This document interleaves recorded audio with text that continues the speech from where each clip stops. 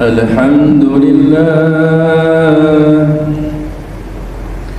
الحمد لله الذي أرسل رسوله رحمة للعالمين وأنزل كتابه هدى للمتقين أشهد أن لا إله إلا الله وحده لا شريك له شهادة تنجي قائلها من الدنيا إلى يوم الدين وأشهد أن محمدا عبده رسوله المصطفى الكريم الأمين اللهم صل وسلم وبارك على نبينا محمد وعلى آله وأصحابه أجمعين معاشر المسلمين رحمكم الله اتقوا الله حق تقاته ولا تموتن إلا وأنتم مسلمون. Hadirin sidang Jumat rahimakumullah, marilah pada kesempatan siang hari ini kita ucapkan rasa syukur kita kehadirat Allah Subhanahu wa taala yang telah memberikan berbagai hal kenikmatan kepada kita semuanya. Kita bisa hadir di tempat ini, kita masih bisa menjalankan aktivitas. Ini adalah bagian dari karunia Allah Subhanahu wa taala. Maka jangan sampai lupakan untuk terus bersyukur kepada Allah. Fa insyaallah dengan rasa syukur inilah kemudian Allah akan tambah nikmat-nikmat yang lainnya. Shalawat dan salam kita haturkan kepada baginda Rasulullah Nabi Muhammad sallallahu alaihi wasallam yang telah memberikan jalan kepada umatnya, dan semoga kelak fi yaumil qiyamah kita nantinya termasuk orang-orang yang mendapatkan syafaatnya. Amin. Hadirin sidang Jumat rahimakumullah, tak lupa khatib mengingatkan kepada diri pribadi serta bagi jamaah semuanya, marilah kita terus untuk menjaga serta meningkatkan rasa keimanan dan ketakwaan kita kepada Allah Subhanahu wa taala. Dalam bentuk serta kondisi apapun, pastilah kemudian kita akan menghadapi bagian di dalam kehidupan ini, bisa dalam kondisi yang lapang ataupun sebaliknya dalam kondisi yang sempit, bisa dalam kondisi yang senang, sebaliknya adalah dalam kondisi yang susah. Maka jangan sampai lupakan hal yang penting pada diri kita, yaitu iman takwa kita kepada Allah Subhanahu wa taala. Fa insyaallah kaitannya dengan ujian, cobaan bisa kita lalui. Harapan kita semoga kita termasuk orang-orang yang mendapatkan kebahagiaan yang hakiki baik di dunia serta di akhirat. Amin. Hadirin sidang Jumat rahimakumullah, ada salah satu penelitian yang dilakukan oleh Ibnu Sina, salah satu tokoh terkenal dari seorang muslim. Kemudian di situ salah satunya kaitannya dengan bidang kesehatan, maka banyak hal penemuan yang dilakukan. Maka kemudian penelitian ini adalah dilakukan oleh hewan. Yang pertama adalah ada seekor hewan bernama domba, kemudian dimasukkan ke tempat ataupun di satu kurungan. Maka kurungan ini dikasih domba, kemudian setelah kemudian dimasukkan, dikasih makan serta dikasih minum. Jadi tidak dalam kondisi terlantar ataupun tidak dikasih makan, tidak, tetapi dalam kondisi semuanya terjamin.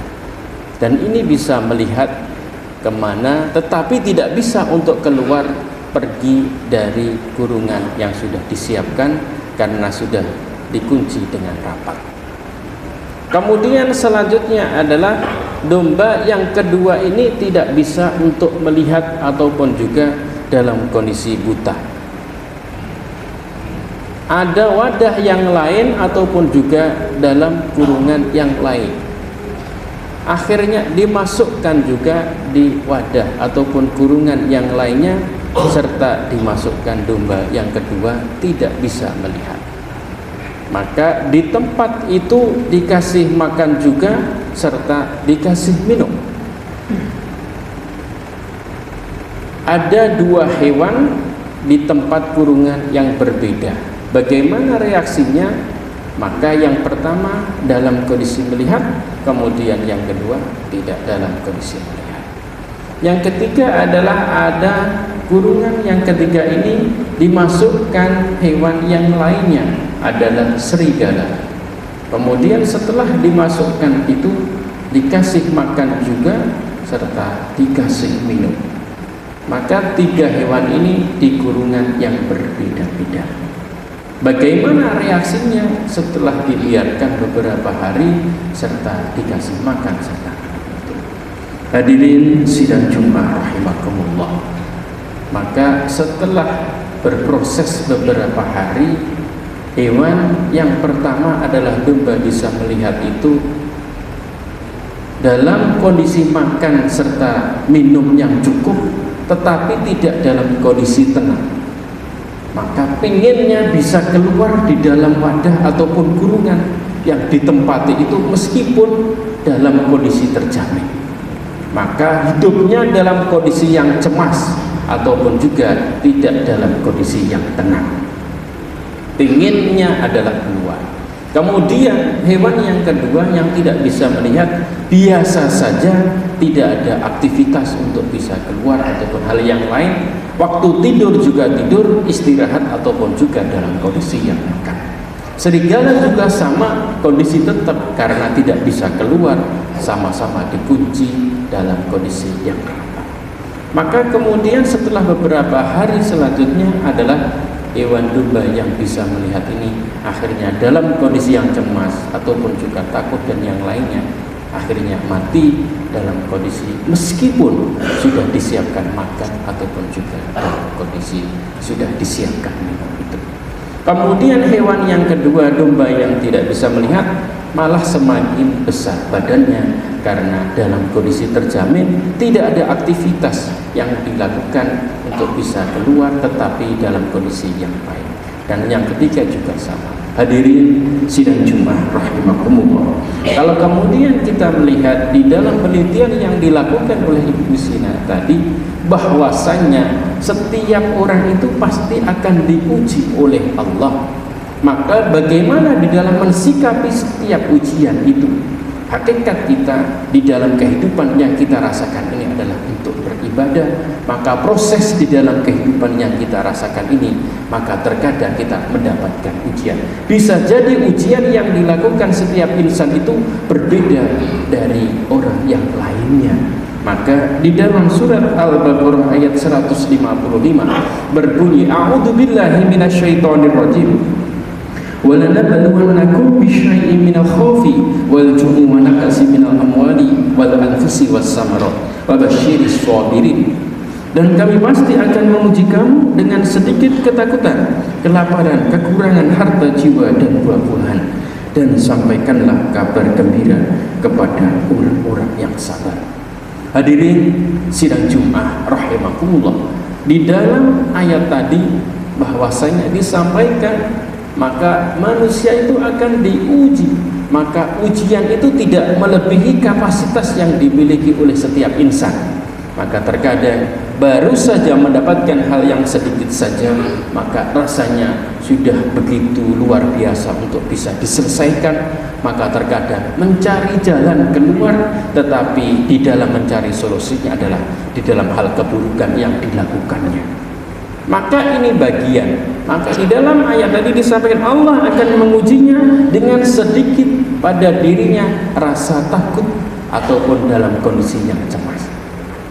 Hadirin sidang Jumat rahimakumullah.